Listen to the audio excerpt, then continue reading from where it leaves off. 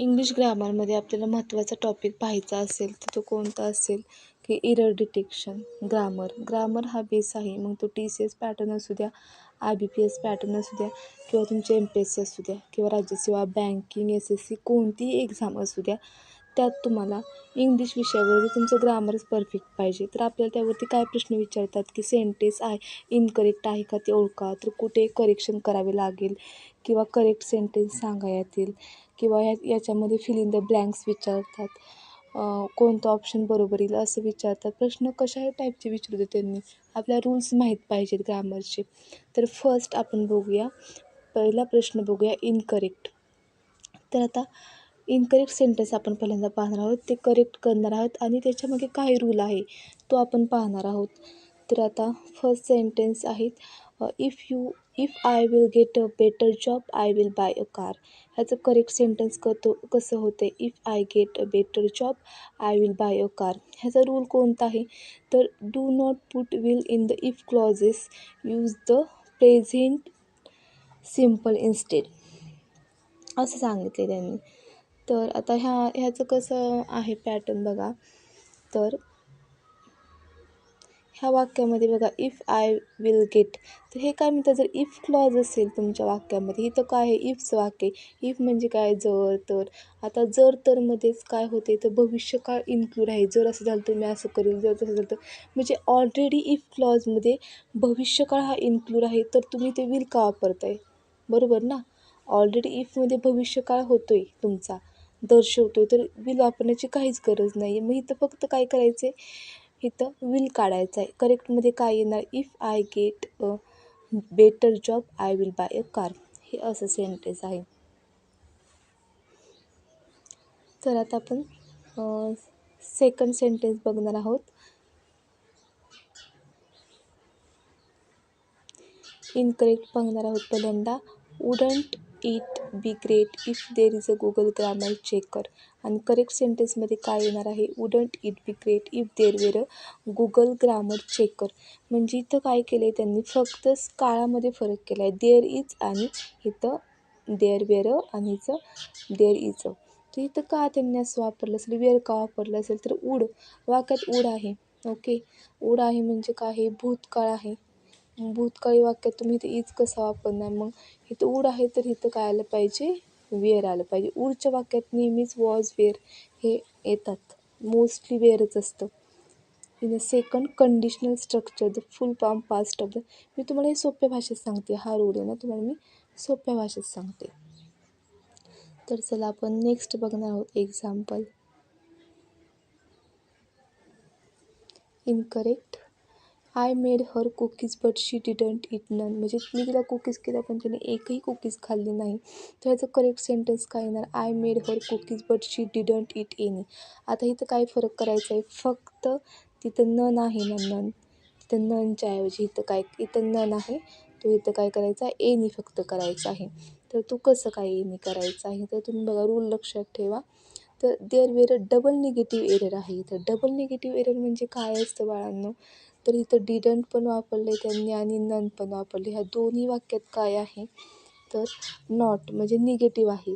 तर निगेटिव्ह दोन शब्द वाक्यात एकच निगेटिव्ह असू शकतं ना, वाक्याचा अर्थ एकच निगेटिव्ह, त्याच्यासाठी दोनदा नॉट किंवा हा नन हे शब्द निगेटिव्ह शब्द वापरण्याची गरज नाही. म्हणजे इथं काही डबल निगेटिव्ह एरर आहे. तर ते आपल्याला, मग तो आपण कसा काढणार डबल निगेटिव्ह एरर, तर इथं नन आहे ना, तर त्याच्याऐवजी आपण एनी घेणार आहोत.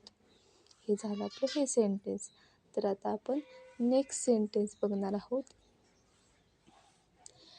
In my opinion video games hurt nobody. पण करेक्ट काय येणार आहे, in my opinion video games don't hurt anybody. तर ह्यामध्ये बी सेम तसंच केले, काय केले, नो बडी आणि डोंट हे दोन निगेटिव्ह शब्द आले आहेत आणि वाक्याचा अर्थ निगेटिव्ह आहे. तर दोन शब्दाची काय गरज आहे त्याला, नाही नाही दोनदा म्हणण्याची काय गरज आहे, एकदा नाही म्हणलं तर चालते ना. तर मग या नो बडीच्या ऐवजी आपल्याला काय करायचं आहे, तर एनीबडी हे सेंटेन्समध्ये घ्यायचं आहे. तर डबल निगेटिव्ह एरर आहे हा, आपण लास्ट वाक्यामध्ये सेंटेन्समध्ये पाहिलं आहे. तर चला, तर आपण आता नेक्स्ट बघणार आहोत. Incorrect, success depends of you आणि करेक्ट काही सक्सेस डिपेंड्स ऑन यू. तर हे दिसतानाच दिसते, असं आपण म्हणत नाही ना ऑफ यू. ऑन यू म्हणतो ना, तुझ्यावरती डिपेंड आहे. वरती म्हणजे काय? ऑन. कोलोकेशन. हे तुम्हाला मी सोप्या भाषेत रूल सांगते.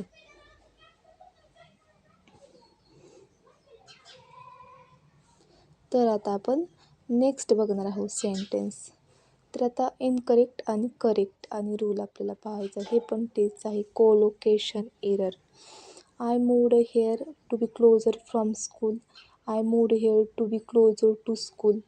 आपल्याला काय म्हणायचं आहे, मला I moved here to be closer from, मी कसा गेलो, शाळेपासून दूर गेलो, है ना.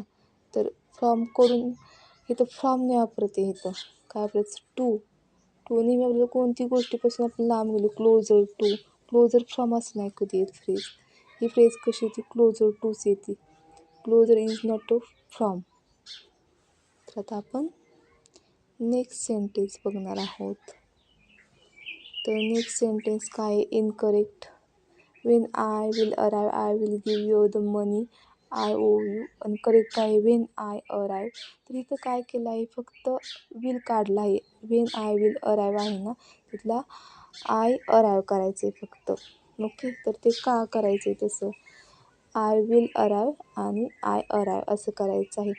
तर आता हे काय आहे, वेनमध्ये काय आहे, ऑलरेडी इन्क्लूड आहे. वेन म्हणजे जेव्हा असं झालं तेव्हा असं झालं आपण म्हणतो, जेव्हा तेव्हा म्हणजे भविष्यकाळ ऑलरेडी इन्क्लूड आहे इफमध्ये, वेनमध्ये. तर आपल्याला परत विल वापरण्याची गरज आहे का, नाही ना. मग आपण इथं काय वापरायचं, कोणता टेन्स वापरायचा, प्रेझेंट सिम्पल इन्स्टेड वापरायचा असतो. ह्यावरती आपण इफ क्लॉजचं पण सेंटेन्स घेतलं होतं, सेम हाच रूल आहे इथं. तर आता आपण नेक्स्ट सेंटेन्स बघणार आहोत. तर ते काय, incorrect correct rule. Okay, I gonna be rich one day.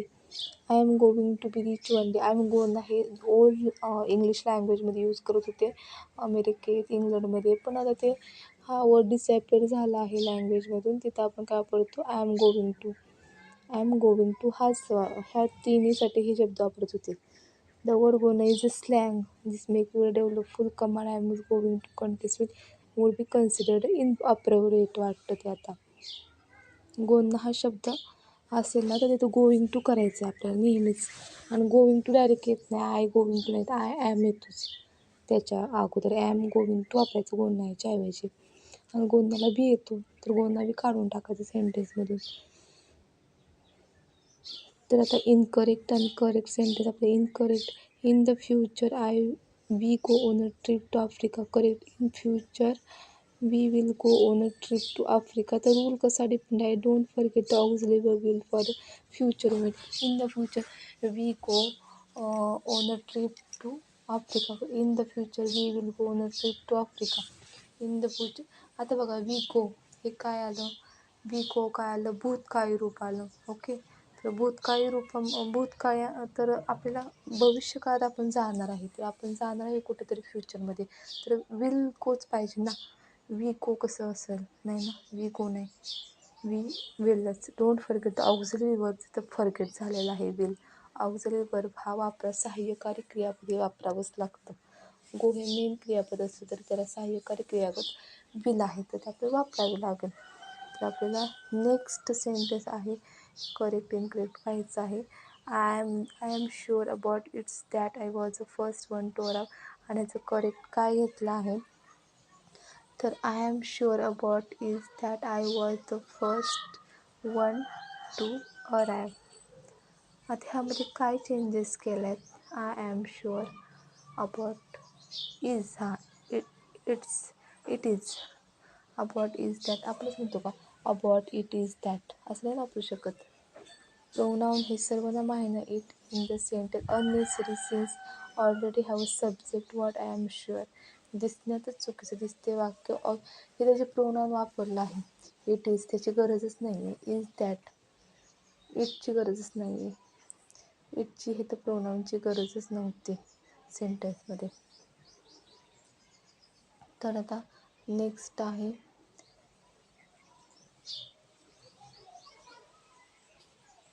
Incorrect correct rule. Me I like to dance start your sentence with I am not me. Common आहे खूप. मीने वाक्य स्टार्ट होत नाही. नेहमी आयने डान्स वाक्य सुरू होतं. We talked about to go but in the end decided to stay home. Correct.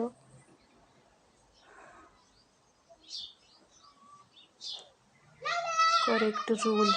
I gonna be rich one day. हे झाले आपले सेंटेन्स.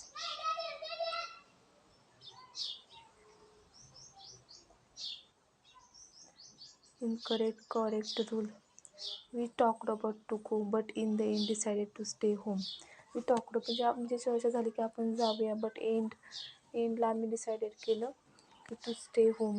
त्यातलं करेक्ट सेंटेन्स काय नाही. We talked about going but in the end decided to stay home. About to go. You cannot use infinitive form after preposition. हा main rule आहे बघा इथं. आपण कधी यूज नाही करू शकत.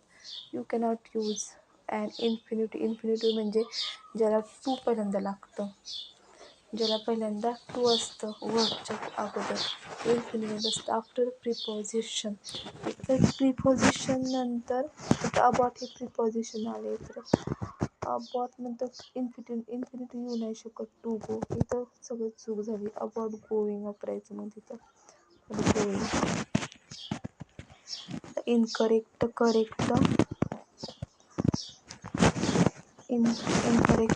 Correct rule. The first thing I do when I arrive is going to my locker to hang up my coat. Correct. The first thing I do when I arrive is to go my locker to hang up my coat.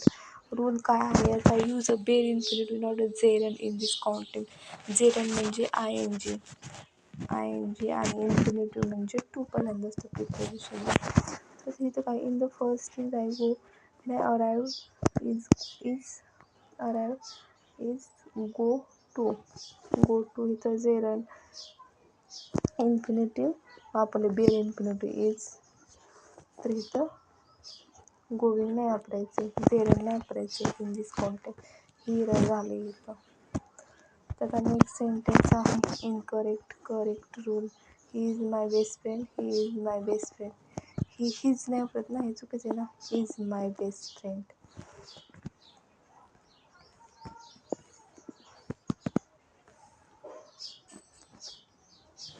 Incorrect. Correct rule. He is my best friend. Incorrect. Correct rule. The New Democratic Party is increasing its popularity. The New Democratic Party is increasing its popularity. तर the New Democratic Party is increasing is popularity हे वाक्य आहे. तर ह्या वाक्यात काय आहे error. The New Democratic Party is increasing its popularity. The New Democratic Party is increasing his आहे. तर इथं इट्स पाहिजे. हीज कशाला वापरतो आपण. माणसांना वापरतो, सजीव वस्तूंना वापरतो. पॉप्युलरिटी हा एक गुणधर्म आहे, निर्जीव गोष्ट आहे. गोष्टींसाठी आपण थिंग्ससाठी आपण इट्स वापरतो. Politic party is not a person. It's for non person. तर आता नेक्स्ट सेंटेन्स आहे incorrect. Correct rule. They jump on the occasion. They jump at the chance. This is rather unnatural phrase. इथं try jump at the chance हे phrase आहे. They jump on the occasion असं नाही वापरायचं ना. They jump on the occasion. They jump at the chance हे एक phrase आहे. फ्रेज आपल्याला पाठच करून ठेवायचं आहे.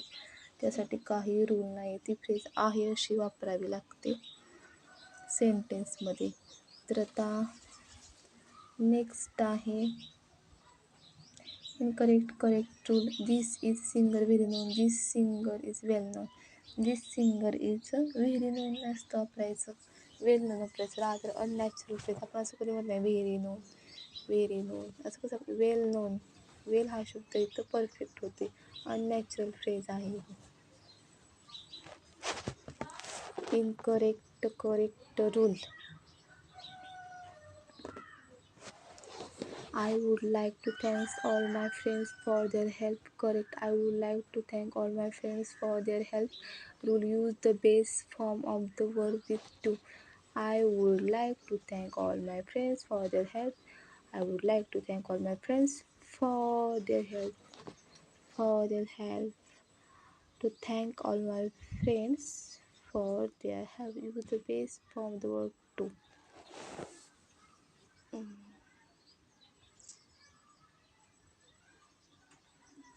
थँक्स.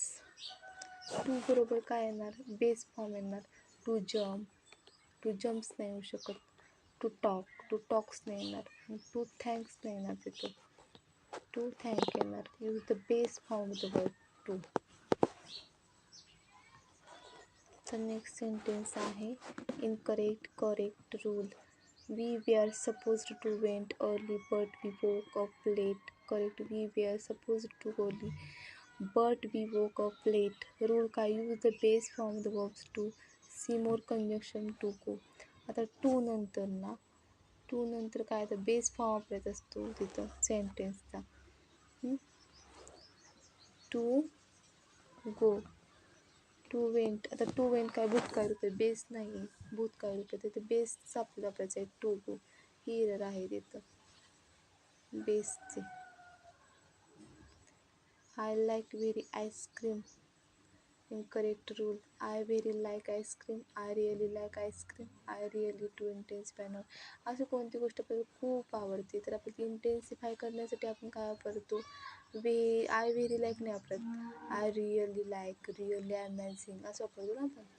तर रिअली वापरायचं आहे हा वर्ड आपल्याला तिथं. तर incorrect correct. Incorrect correct rule. Look at the dog chasing its tail. Look at the dog chasing its tail. आता इट्स म्हणजे काय? इट्स म्हणजे इट इज असं येतं आणि इट्स म्हणजे त्याचा. मग कुत्रा त्याची शेपटीच म्हणजे चेस करत होता तर इट्स येणार ना. त्याची म्हणजे इट्स आणि इट इज म्हणजे ते आहे असं. मग ते आहे नाही ना इथं वापरू शकत. मग इट्स नाही आपण इथं.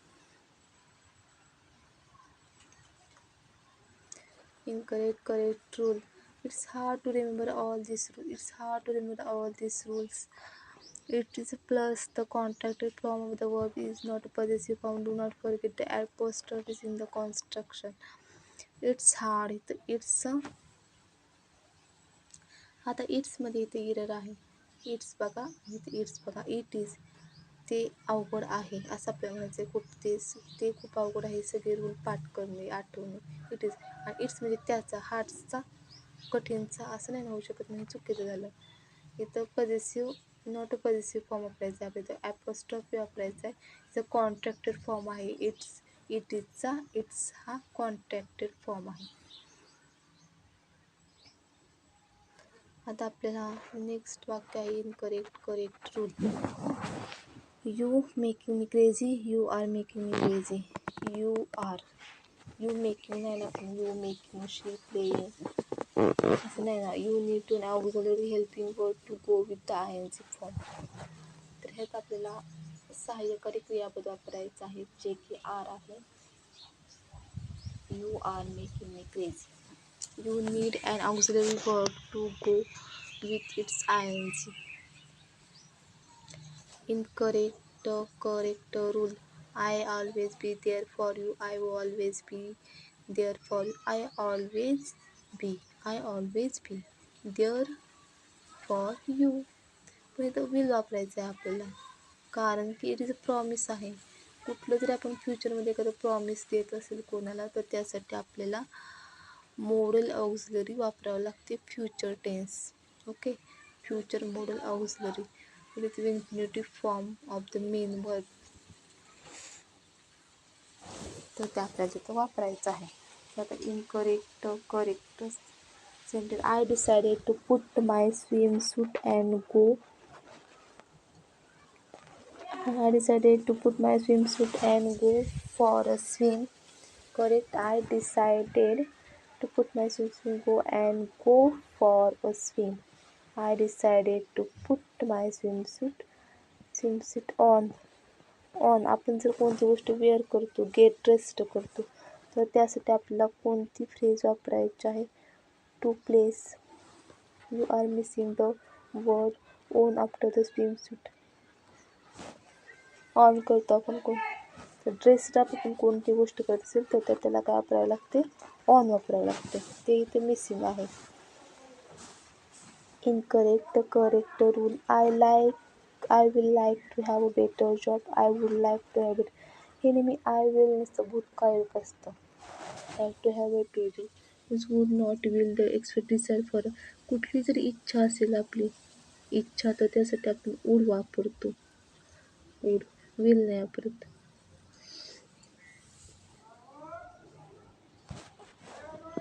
Correct rule. She has arrived yesterday. She arrived yesterday. तर आता you cannot use the present perfect with specified time in the past use the past simple. आता स्पेसिफिक टायमिंग दिला त्यांनी की येस्टरडेला येणार आहे. शी हॅज अराइव्ड ती काल आली आहे, ते स्पेसिफिक टाकलं आहे. तर मग स्पेसिफिक टाईम दिला तर आपल्याला परफेक्ट पास्ट टेन्स नाही वापरता येत, आपल्याला सिम्पल पास्ट टेन्स वापरायचा असतो. हा इथं रूल आहे. सिम्पल पास्ट टेन्स परफेक्ट वापरायचं नाही. ज्यावेळेस आपल्याला स्पेसिफिक टाईम दिलेला असतं, येस्टरडेला ते आले की स्पेसिफिक टाईम दिला आहे म्हणून इथं पास्टच वापरायचं आहे, past simple.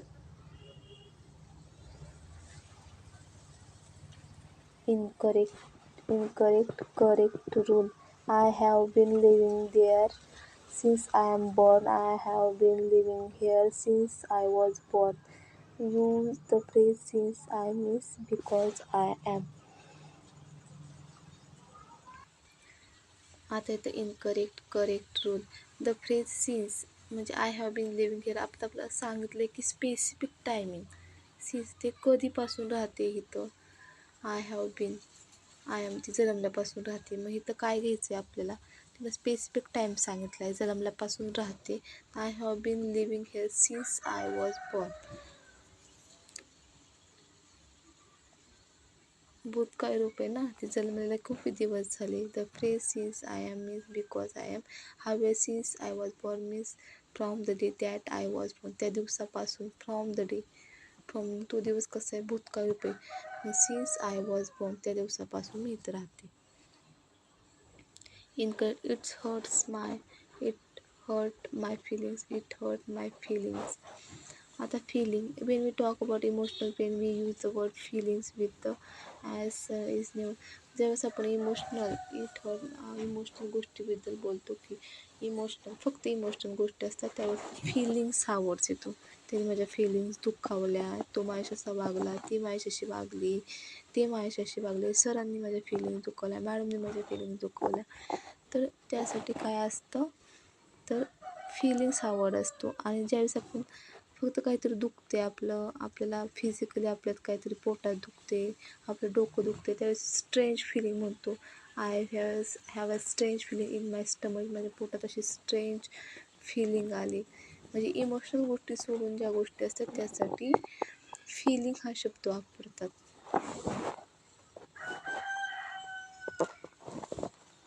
Correct rule. I am wearing a short and a t-shirt. Correct. I am wearing shorts and a t-shirt. Some nouns are always plural. Here is a short list. short jeans. आता इथं कसं आहे माहिती आहे का, I am wearing short, इथं shorts आणि शॉर्टमध्ये फरक आहे, बाकी सेम आहे. तर आता शॉर्ट्स हा शब्द आहे ना, तो एक प्रश्न शब्द आहे. शॉर्ट नाही वापरू शकत, ते ऑलवेज प्लुरलच असतात. शॉर्ट हा शब्दच नाही आहे. शॉर्ट्स हा शब्द ते प्लुरलच वापरावं लागतं आपल्याला. आपण एक जरी जीन्स घातली तरी त्याला आपण जीन्स वापरतो, एक जरी शॉर्ट घातली तरी आपण त्याला शॉर्ट्स वापरतो. म्हणजे आपल्याला ते प्लुरल्स यूज करावे लागतात सेंटेन्समध्ये. The keys are in my coat pockets. My keys are in my coat pockets or my keys are in the pocket of my coat. Quotes आता पजेसिव्ह वापरतो, कोटाच्या खिशात असं आपण पजेसिव्ह वापरतो ना, तर तिथं पजेसिव्ह फॉर्मची गरज नाही. It's noun modified instead. You talk about the parts of the non living things. Use the noun plus non structure or the. आता हे काय नॉन लिव्हिंग थिंग आहे तर ह्याची तर गरज नाही. In left pocket of my blue pocket. Non living थिंगसाठी त्या सेंटेन्समध्ये गरज नाही आहे. आता correct rule. I live at Montreal. I live in Montreal. तर use in for cities and towns use on for the streets आणि छोट्या गोष्टींसाठी रोड छोटे चौक त्यासाठी आपण वापरतो ऑन वापरतो. आणि जर मोठे सिटीज शहर त्यासाठी आपण इन वापरतो.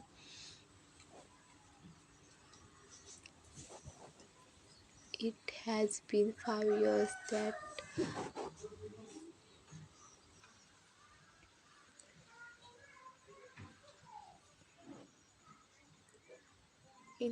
Correct rule. आता तर ही काय आहे, I am living here since 2012, I am lived here since हे करेक्ट आन्सर आहे. तर इथं काय वापरतात ती काय होते, ती 2012पासून राहते म्हणजे भूतकाळी पण आहे ना, अजून पण राहते म्हणजे भविष्यकाळ. भूतकाळ आणि भविष्यकाळ जिथे एकत्र असतो तिथे आपल्याला कोणता टेन्स वापरायचा असतो तर present perfect for the past events that include the present. म्हणजे प्रेझेंट परफेक्ट वापरायचं आहे आपल्याला. मग प्रेझेंट परफेक्ट कसा म्हणतो, हॅव लाईव्ड हिअर. आय एम लिव्हिंगच्या ऐवजी तिथं काय वापरायचं आहे,